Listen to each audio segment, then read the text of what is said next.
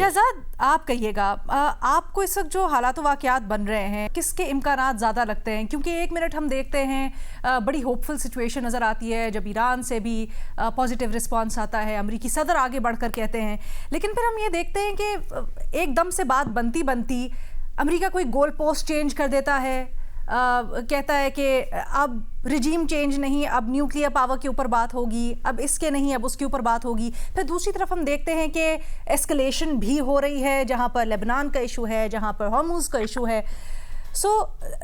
इस वक्त क्या सिचुएशन बन रही है और what are the things that we should look out for जो गेम चेंजर हो सकते हैं यहाँ पर हालात के लिए? बहुत शुक्रिया अलीना। अलीना, ऑब्वियसली चीज़ें बहुत ज़्यादा इस वक्त वॉलेटाइल हैं और फ्रेजाइल हैं, बट आपका जो बुनियादी सवाल है, मुझे लगता है कि हम जो है इस वक्त एक मुआहदे के ज़्यादा करीब है बनिस्बत दोबारा जंगी मैदान में फैसला करने के। और उसकी वजह है कि इशारे और इंडिकेशंस बड़ी वाज़ेह हैं। देखिए, पहले तो दोनों ममालिक के दरमियान लड़ाई और फिर सीज़ फायर, इनका सीज़ फायर पे एग्री करना मेरे ख्याल से एक बड़ा स्टेप था। फिर इस्लामाबाद टॉक्स में दोनों आए, यहाँ पर बैठे और बातचीत की, उसमें वेरियस इशूज़ पे बातचीत हुई। अभी सलीम साफ़ी साहब ने भी जिक्र किया और रीमा ने भी किया। उसके बाद भी जो इतलात हमारे पास थी वो यही थी कि टॉक्स जो है वो जारी रहेंगी। ऑल्दो कुछ बयान डोनाल्ड ट्रंप की तरफ से आए, उन्होंने जो है फिर ब्लॉकेट भी किया, नेवल ब्लॉकेट, लेकिन इसके बाद भी इस टॉक्स का जारी रहना, तसलसल रहना मेरे ख्याल से ये पॉजिटिव था। और अब दोनों तरफ से ये बात करना कि हम दोबारा मिलेंगे, तो ये एक पॉजिटिव साइन तो ज़रूर है कि एंगेजमेंट्स जो है वो हो रही हैं। और ऑब्वियसली थोड़ा सा हमें भी स्पेक्टिकल होते हैं जब हम ये देखते हैं कि पिछले साल जून में भी बातचीत हो रही थी और अभी इस जंग से पहले ओमान में जो है, ओमान एक सालिसी का किरदार अदा कर रहा था और ऐसा लग रहा था कि कहीं ना कहीं कोई अग्रीमेंट हो सकता है, इवन जो है स्टॉक पाइल के हवाले से भी अग्रीमेंट हो सकता है, बट वो नहीं हुआ। लेकिन अब क्योंकि मेरे ख्याल से जो एक ख्वाहिश थी अमेरिका की हमला करके देखने की और इसराइल के साथ मिलकर, वो उन्होंने पूरी कर ली है। ना वो रिजीम चेंज कर सके हैं, स्ट्रेट ऑफ हुर्मुज़ का जो दूसरा ऑप्शन था जो आजमाया ईरान ने, उसके बाद तो हम देख रहे हैं कि ग्लोबल इकोनॉमी बहुत ज़्यादा इफेक्ट हो रही है। तो मुझे फिलहाल ये कॉन्फ्लिक्ट कहीं जाता हुआ नजर नहीं आ रहा। और आई एम श्योर अमेरिका में भी आप कमेंटेटर्स को सुने, वहां पे एक तो ऑलरेडी उनकी जो अप्रूवल रेटिंग है डोनाल्ड ट्रंप की वो तो बहुत नीचे गई है, लेकिन जो भी थोड़ी सी सेन बात करता है, और तो शायद बहुत कम लोगों कैबिनेट में ट्रंप की, लेकिन अदरवाइज जो न्यूट्रल कमेंटेटर्स को आप सुने, this is not going anywhere. जो एंटी ईरान थे या वो एंटी ईरानियन रिजीम थे, वो भी ये बात कर रहे हैं कि अब ये अमेरिका इससे कुछ ज्यादा हासिल कर नहीं सकेगा।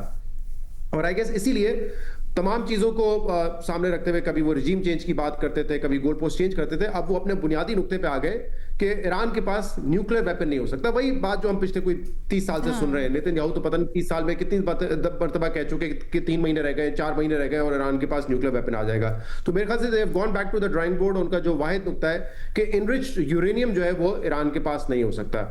और मेरे ख्याल से इसी पे आई डोंट नो, हम तो नहीं बैठ सकते यहाँ से कह सकते कि इसका सोल्यूशन क्या होगा, बट जो डिस्कशन हुई थी पाकिस्तान में, मैं आपको बताऊं, एक पॉइंट पे ये डिस्कस हुआ था कि क्या पाकिस्तान वो मुल्क हो सकता है जिसके पास ये इनरिच्ड यूरेनियम जो है वो रखा जाए। बट ऑब्वियसली क्योंकि इत्तेफाक नहीं हुआ, तो आई गेस इस नुक्ते पर भी ज्यादा फिर पेशरफ्त नहीं हो सकी।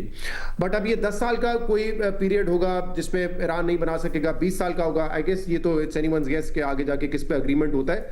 बट ये सारा जो मैंने आपको वाकया बताया, इससे मुझे लगता है कि हम एक मुआहदे के ज्यादा करीब है। अदरवाइज शायद दोनों पार्टीज का इतना ज्यादा इंटरेस्ट नहीं होता। जहां तक हमारी इतलात है, ईरान ने भी इंटरेस्ट शो किया है मुआहदे पे, खबरें भी सामने आ रही हैं। और एक और डेवलपमेंट हुई है, आज यूएई और ईरान का भी कांटेक्ट हुआ है, ईरान के तरफ से जो उनके पार्लियामेंट के स्पीकर हैं उनका और वाइस प्रेसिडेंट ऑफ यूएई।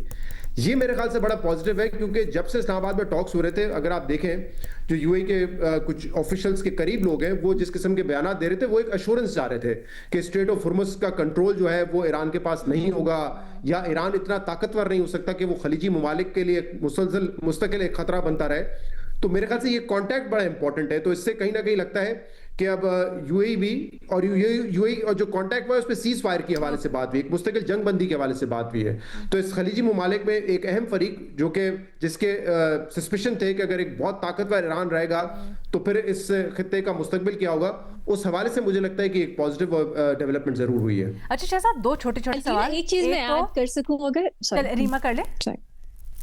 जी अलीना, एक चीज जिस पे बात करना मैं भूल गई, वो ये कि जब नेवल ब्लॉकेड जो अनाउंस किया था प्रेसिडेंट ट्रंप ने, तो उनकी उम्मीद थी, एक्सपेक्टेशन थी, और उस इनिशियल ट्वीट में ये बात भी थी कि और ममालिक भी उन्हें ज्वाइन करें इस नेवल ब्लॉकेड में। लेकिन उस पर जो रिस्पॉन्स आया है वो अमेरिका के लिए बहुत डिसअपॉइंटिंग है, बिकॉज कोई भी नहीं चाह रहा कि वो इस नेवल ब्लॉकेड का हिस्सा बने और ईरान के लिए एज एन अग्रेसर नजर आए।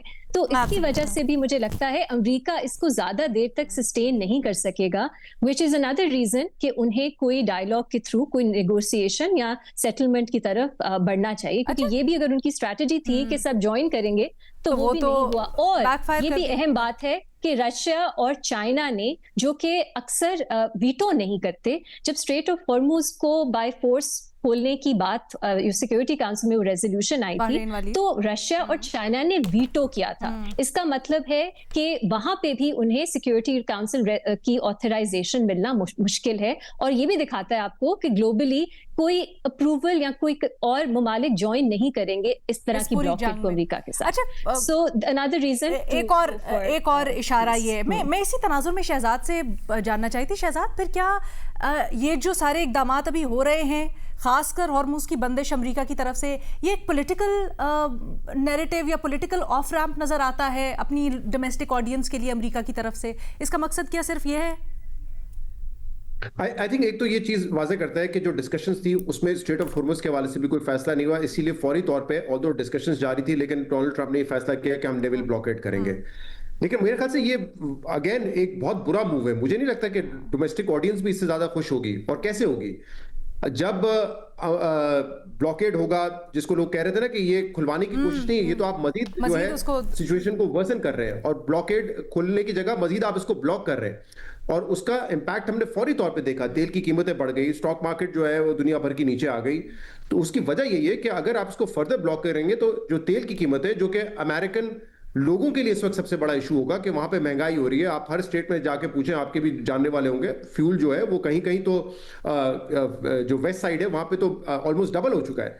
तो वो असरात तो वो देख रहे हैं। तो इसीलिए मुझे नहीं लगता कि इससे कोई डोमेस्टिक ऑडियंस उनकी सेटिस्फाई होनी थी। ये मेरे ख्याल से एक और बुरा मूव था, और इसीलिए दुनिया भर ने सपोर्ट नहीं किया कि इससे मामला हल की तरफ नहीं जाएगा, मामला और ज्यादा बिगड़ेगा। और जैसे अभी रीमा बता रही थी, ये बिल्कुल, अगर आप उनके पोर्ट से शिप्स की आमदोरफ्त बंद कर देंगे तो मे बी ये एस्केलेट बहुत ज्यादा हो सकता है। अगर ईरान इस पे कोई जवाबी हमला करे तो वो आइदर वे बड़ी बुरी। अगर चाइनीज शिप को आपने रोका और सोचे उसमें कामयाब होगा और वहां से कोई जो है मामला ज्यादा हाथ से निकल गया, तो वो कितना दुनिया भर के लिए सेंसिटिव हो सकता है। अच्छा शहजाद, आपने हमें बड़े मजे का स्कूप दिया है, लॉजिक नहीं थी और उसमें कोई एक्शन नहीं थी। शहजाद, आपने गो के हमें बड़े मजे का स्कूप दिया है। ये जो पाकिस्तान में बात हो रही थी उसमें ये भी गौर किया जाता कि शायद जो यूरेनियम, इनरिच्ड यूरेनियम ऑलरेडी है जिसकी मिकदार कम करनी है ईरान के अंदर, उसको पाकिस्तान शिफ्ट किया जाए।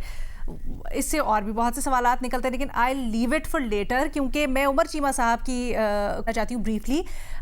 पूरे पैनल के ऊपर उनकी राय ज़रा मुख्तलिफ है। वो समझते हैं कि ये मामला अभी तूल पकड़ेगा, फौरी तौर पर शायद किसी मुआहिदे की तरफ नहीं जाए। उमर चीमा साहब कोई कंक्लूडिंग कमेंट्स? ये जो सिचुएशन चल रही है, हमें बेहतरी की उम्मीद जरूर रखनी चाहिए, लेकिन अगर हम तारीख से इसकी गवाही लें तो जब तक चीजें तय नहीं हो जाती, कोई एक पार्टी भी नहीं कह सकती कि ये चीजें मुकम्मल तौर पर ठीक हो जाएंगी। ना ईरान कह सकता है, ना ट्रंप कह सकता है, क्योंकि वो तो obviously, but the question here, यहाँ पर सवाल ये है कि जल्द या बदेर आसार क्या लग रहे हैं? मैं उम्मीद करता हूँ कि जो भी अभी मीटिंग होगी कॉन्सिक्वेंशियल होगी। उम्मीद कर सकता हूँ कि कोई बेहतरी, इसमें बेहतरी नजर आएगी। अगर खुदा ना खास्ता हम ये कहते हैं कि फाइनल नहीं होगी, तो लेकिन ये है कि फाइनल की तरफ जाती हुई होगी, कि जैसे हो सकता है कि इसके बाद एक और मीटिंग हो जाए, लेकिन प्रोडक्टिव होगी, बेहतरी की तरफ जाएगी।